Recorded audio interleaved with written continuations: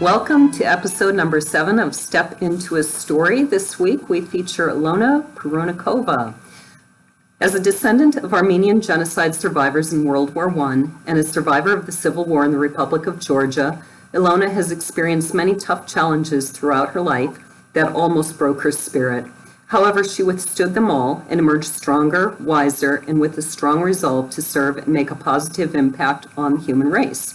Today, she is a prolific author and 3-time bestseller, a recognized TEDx speaker, and the CEO of IP Resilience Global Magazine, a magazine renowned for its focus on inspiring men and women to become great leaders. So welcome, Ilona. It's nice. Hi, Laura. It's so blessed to be here again, and you're such an amazing person yourself that I look up to and get inspired by.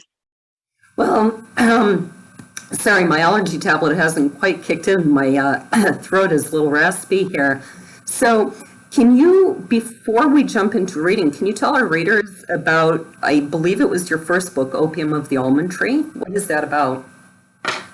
This book is a memoir, but it has the profound messages in them that speaks to the broken spirit, that speaks to the determined spirit as well, to every man and every woman who are in a search of their identity, who are struggling.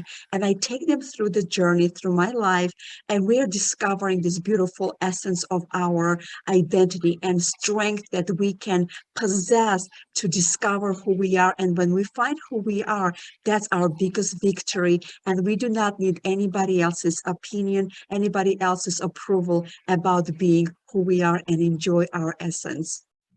It's a wonderful book. It takes the reader through all of these things that have happened, some of the ethnic discrimination that you faced from your own relatives, things like that, living through war. What inspired you to write this story? Given there are millions of people who live through war and so on, and most of them never do. So why did you decide to write about this? Usually, some of the best songs and some of the best books are being born in the midst of the devastation here, and some kind of pivot moment. In that time, I had some pivot moment, and I wanted to channel this energy into something that will have like a good outcome. So I have decided to write a book to help me out everything that is being piled up and built up, to use that as a platform to speak to someone else out there. I put my soul, my past, my memories, their historical evidence and events. It's not just personal, psychological, philosophical, spiritual. It also has a historic elements in them, so the people will get educated about, let's say, country of Georgia, the Soviet Union regime, our country of Armenia. These are the three I am touching on, and people about those countries. And I think and beautiful story and events in my book. And again, it really is a wonderful story, and I highly recommend it to everybody. And you have a reading prepared for us from The Opium of the Almond Tree. Yes, I have, of course, it was hard for me to choose. And this is my book, Opium of the Almond Tree, bestseller. So I'm going to read this following. From the first chapter, it says, blindness of the soul. And it reads following. There are so many smart people who know a lot from this, but do not know, have not learned the science to move away from passions which fight the soul, to crucify the flesh with worldly desires. That's the blindness. Blindness is all the more terrible in that those cursed with it do not and consider themselves feeling that developed in me during the process was the fear of having sight but not the vision.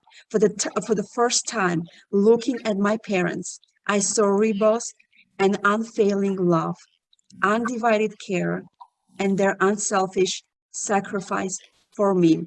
That was a story, that portion that I took out when my side, and I out the essence we all have, but we don't take advantage of it. Don't acknowledge this beautiful essence when we wake up. And these are two gifts that we open up every single day. These are our eyes. Yeah, and that scene was really interesting because it involved one of the things that you lived through. That was we'll get to that. So one of my first things that I wanted to talk about was in America, people think of discrimination very much in terms of race, but despite everyone or most people being white in Armenia and Georgia, I'm assuming pretty much everyone is, you really did face some discrimination ethnically. Tell our audience about that. Well, discrimination is hard, being rejected, being put in a different area than others. It's a little bit different. I was born as a mix of the two cultures, Armenian and Ukrainian. My mom comes from a different culture, ethnic, and even her looks. She looked a blonde hair, like blue eyes and a light skin. Armenians, however, had the olive tone, skin color, and darker hair and darker eyes. When I was born, I did not look or resemble them by any way and shape and form. Therefore, I've been rejected by my grandparents. Embarrassed of me, how can Armenian girl look like her? So, of course, I was rejected to enter to the Georgian universities because of my Russian last name. So all of these things, of course, have the political background and some cultural kind of standards and such. So I was part of that. I never knew where I would fit in. And they didn't know who I was. Was I Armenian? Was I Ukrainian? So I was a hybrid kid who didn't look anything like cultural kids would look like. So, and then all my life, I prayed God, please let me be like everybody else. But today, sitting here, my wish did not come. I'm sorry, the connection is unstable, so sometimes I'm not sure if it froze up or if you stopped talking and are waiting for me to say something, and that just happened there.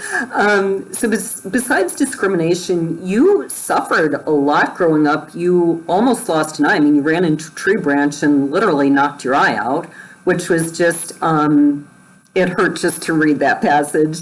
It was one of those let no good deed go undone. You were trying to prevent somebody else from running into the tree branch, and you did.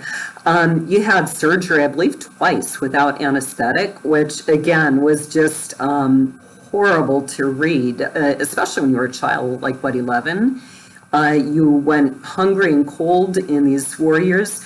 Was there a point where you made a conscious decision to just say, no matter what's going on around me, I'm going to take control of my emotions, my reactions. I'm going to choose to see the positive and keep working for something better? Or, was it a conscious decision? Was it something that your parents taught you? Did it just kind of come naturally?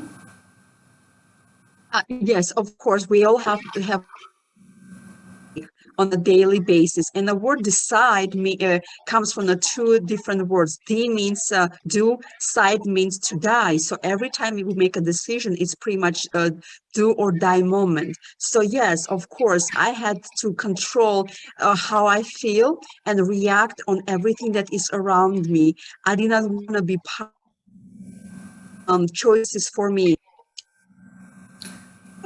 And otherwise they were and how I would react on everything and who I am and how I would grow. And the biggest voice in my life was the voice of my mom, that she was also persecuted as being Ukrainian by my dad's relatives because she did not look anything like that. They did not accept her. They did not love her. They did not value her culture as well. So part of the outcome that they accept me as well. So that voice of my mom, she always said, Ilona, never pay evil with evil. Always leave it to God. God is the one who will take care of it. And just always rely on Him. Make sure that you stand and be who you are. You know, if you want to cry, cry, but be very careful. The people that you share your pain with, because it and use it against you.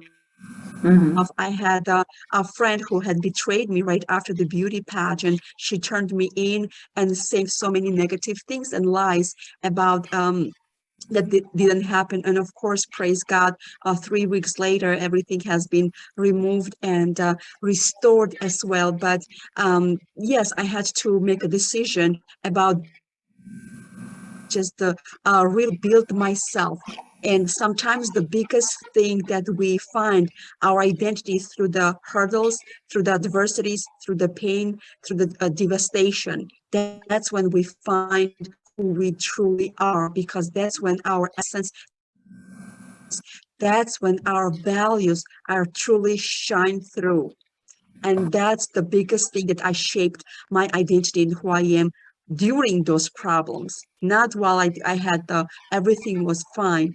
Right. No, because you cannot find God in comfort. You cannot find yourself in when everything is, so smooth in a peace. That's when we get biggest, we get shaped, we get molded, we get bended, but we get resilient more and more each day through these problems that we went through. And praise God for every single hurdles that I went through, because it made me, shaped me, and molded me. During those times, of course, I could not praise God. I would always say, why? Why did you allow that to happen? But today, I, look, years later, I look back and say, hey, this was a gift that I had to go through. And of course, as Bible says, God will never give you more than you can handle, which means that He trusted me with those pains, with those devastation, with these 2 surgeries that I had to go through without anesthesia, through the war that He had given to me, every moment that I would go to the school. So He trusted me, that He knew that I could handle the stuff, even though I thought I was weak, I was not useful in my culture, I was not able to sustain who I am or prove who I was. And your mother gave you great advice, because in reading Opium of the Almond Tree, I got the impression that she always repaid this rejection with gentleness and grace, and they did eventually change their hearts and come to love her. So that was a beautiful moment in Yes. describe how your grandfather came in and apologized. And kissed her. Yes. That was something special. Yeah, and you learned a lot from her, obviously. And your second book is, there's 5 flying around. Your second book was Godfident Voices. Tell me about that collection of stories and the book's message. Birth to me during the COVID. COVID had us, to realize that the stuff that we have, we did not appreciate, like our people, our loved ones. We didn't hear their stories. Maybe we heard them, but we listened, but we didn't heard their stories. So that was a vision that God gave me, the name Godfident, and to collect around you, Ilona, in this book, because people need to speak up during the COVID, because everything was shut off. There was nothing that we were able to pursue and project our voices. And therefore, when I allow people and connected with them and allow them to use their stories to ignite, to rekindle, to empower somebody else out there that going through the same thing, that was powerful, and people reacted to it. They were so happy. I used their pictures, so the people who were reading their stories will identify who they are and would connect with them, so they wish so. And their powerful stories, hope. That was my message, was to bring the hope. There were people from different genders, different background, a different status of their lives, different languages, different countries, different even religion, who were all acknowledged that they would not sustain in their during this time without God's love and God's grace. Right. And it's really in a lot of ways the same message as Opium of the Almond Tree, in that life is going to be hard for all of us. Almost nobody has an easy life when you come right down to it. We all have our different troubles. We all have our different crosses. And this story, or this collection, just like Opium of the Almond Tree, is saying, but you can keep pushing through. You can choose to see the positive. Here's how other people handle difficulties, and keep going. And why did you want to tell, in addition to your own story, to say life is hard, keep going, to also tell so many other stories with the same message? And I contribute that to the my to the COVID. I know we always say these things, and the Bible says this very clearly: whatever man intended for evil, God will always intend for the good. To shine and to still use it, and to use the hope as our anchor, hope and to God, because this time had shown us that we cannot rely on people, we cannot rely on systems, we cannot rely on our insurance, we cannot rely so much to people out there, right? So we only think that we need to rely in our time. God is the one who has created in a control, and that's why voices of people who will see God in different way, who will see God as a personal, like a relationship in their lives, that he's not out there, that he's still present. And it was a time to really think, really like stop and say, hey, what really matters in life? Because we can lose, you see, our world got so disconnected, lost all of the physical touches, physical human interaction that we took advantage of, or we kind of didn't appreciate as much. Now everybody's like paying attention to that. We miss that. We need that human interaction. We need to see each other. We need to hug each other. So those voices were so prominent, were so instrumental, were so important to be able to use them, because they need also this platform to be heard.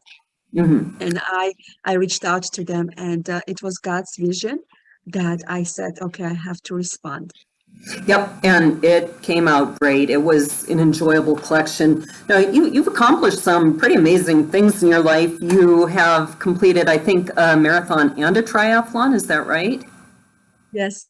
And you were in a beauty pageant that was really pretty much rigged from the start. They had pre-selected the winners, and yet somehow you still ended up winning the People's Choice Award, which I think they created to solve the problem, right? Because everybody was cheering for you, and yet they had promised these certain girls they were going to win from what, Armenian, Russian, different cultures, something like that, and you won anyway. Do you have your PhD now? I'm working on it. That's the work in progress. You're getting close. But I want to mention one thing in particular. You have an interview with the prince coming up. Yes. Are you at liberty to say who, or does that have to remain? Yes, for now it has to remain a little bit of a mystery. Okay. Yes. And the world of the rich and famous. You came from this very average family in a war-torn country, and now you're interviewing a prince. And the message here is that all of us can do some pretty amazing things, way more than we think we can.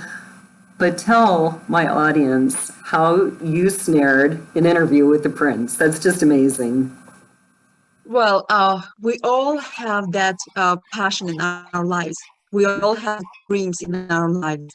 And I have attended recently, well, recently, like 3 months ago, some meeting, and that I was invited intentionally. They said, Ilona, you should come. We're going to have a special guest that I think you're going to benefit hearing from him. So I did come because I trusted person who invited me, because he knew exactly what that is going to benefit me. So he said, if you want something in life, you have to be bold enough to go and ask it. No dreams are going to fulfill while you're sitting on your chair and dreaming about it. No, every dream starts with action. You have to act on it, speak on it, write, and tell people about it. So he said, you have to be bold enough.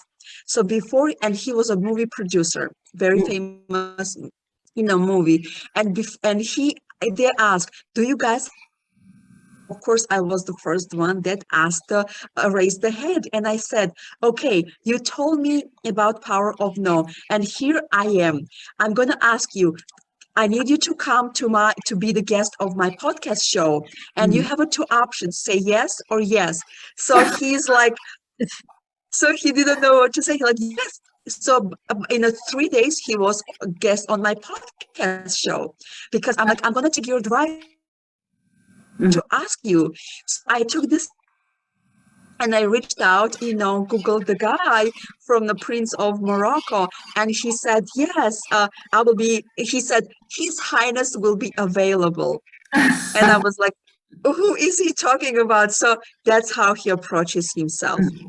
His Highness has a time on that time, and this is the time will be available. And his outfit, and such.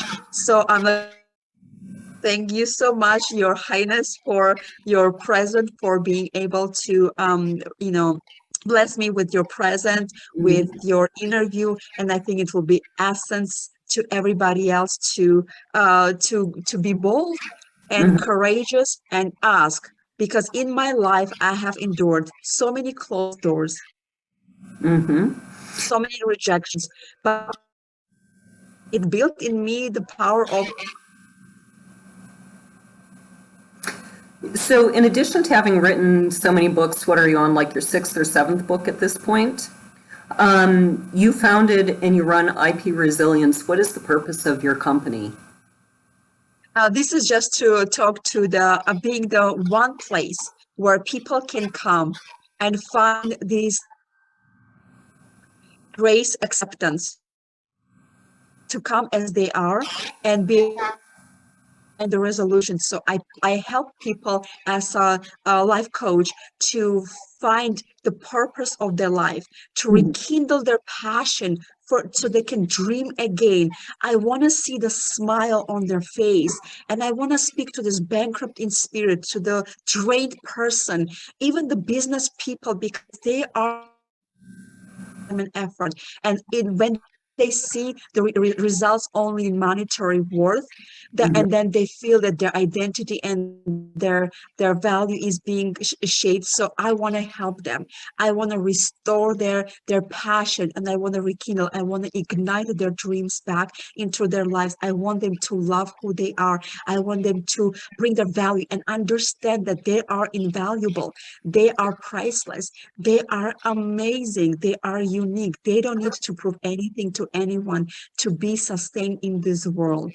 One of the things I like about your books is you give this message, on the one hand, that you need to be who you are. And sometimes when I'm reading them, I'm thinking, yeah, but some people want to be someone who's not very nice, But you do kind of address that too, and remind people, you need to be who God called you to be. Because I do believe that he called each of us to be a very specific person.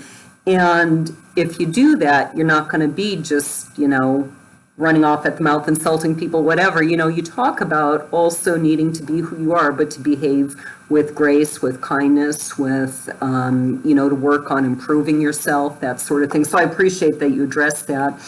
And you talk a lot about success in your books. To you, what are one or two of the biggest, most fundamental keys to success? The first one is you need to know who you are. Success is not about money. People usually, when they hear the word success, they automatically think this book is not for me because I don't have an empire. I don't work in a corporate world. But I want to completely break down the myth of success. Success, that real thing. Success starts with your of who you are and what you, how can you use your gifts, your talents, and build your passion, ignite your dreams and follow them. Success is having the health. Success is having the right people around you who are going to push you going further. Success is having the power to say no to people. And success is, I don't have like, let's say, a success that people want to hear, but I have multiple. But I know what success is not. Success is not pleasing everybody, because when you start pleasing everybody else, that's when you're going to crush. That's when you're going to completely ruin your identity and all that. So you have to know the success is not about money. You can, success is just your mindset that you use to surroundings, not from the money. And just like Coco Chanel said, that there are some people who have money and some people who are rich. Success is those who are rich. Success is this, that you have something that money cannot buy. It's love, grace, your attitude, your dreams, your have, and that is what your success. To understand that is the replace in your life. So what is next for you? What are you working on right now, or what do you hope to get to soon? Well, the next for me is to speak on a TEDx stage again on in Washington. This is for the women and such. This is one of the script that I'm writing. I start out my own company. Get further, that I will invite that have smarts, passion, and this determination in life that will be able to help others as well, where the world will be coming to us for the solutions, for the helping them and empower them as well. I want to be a world-class speaker as well, international. That will be the traveling, because traveling is something that I get inspired with, and that's what I want. I want a speaker that global life coach, master coach. Well, thank you for being here today. You have Opium of the Almond Tree, Unfiltered. What are some of your other book titles? And where are the links? Where can people find you? I have my website. It's ipresilience.com, and they will find about the books. They have my book libraries in there. They will find my contact, how to contact me and such. So all the books will be on ipresilience.com. Okay, fantastic. I am at lauravosica.com or bluebellschronicles.com, and my publishing company is gabrielshornpress.com. We are currently accepting poems on the subject of love in formal style, so you can find that information at gabrielshornpress.com/poetry-anthology. And coming up next week, we have the very famous Elizabeth Chadwick, historical novelist. She was born in England, spent her childhood in Scotland near Glasgow, and moved to Nottingham, where when she was 10, and has lived there ever since. She has told herself stories all her life and started writing them down when she was 15. Her first foray into historical fiction was a novel about the Holy Land in the 12th century. In 1989, after years of writing and rejections, her book, The Wild Hunt, was auctioned to Michael Joseph of Penguin. A year later, the book won a Betty Trask Award, which was presented to the author at Whitehall by the Prince of Wales. Elizabeth Chadwick went on to become one of Britain's foremost historical novelists and has been called by the Historical Novel Society the best writer of medieval fiction currently around. So I am looking forward to talking to her, of course, and this has been episode 7 of Step Into a Story with Ilona Parunakova. Thank you for being here. Thank you, Laura.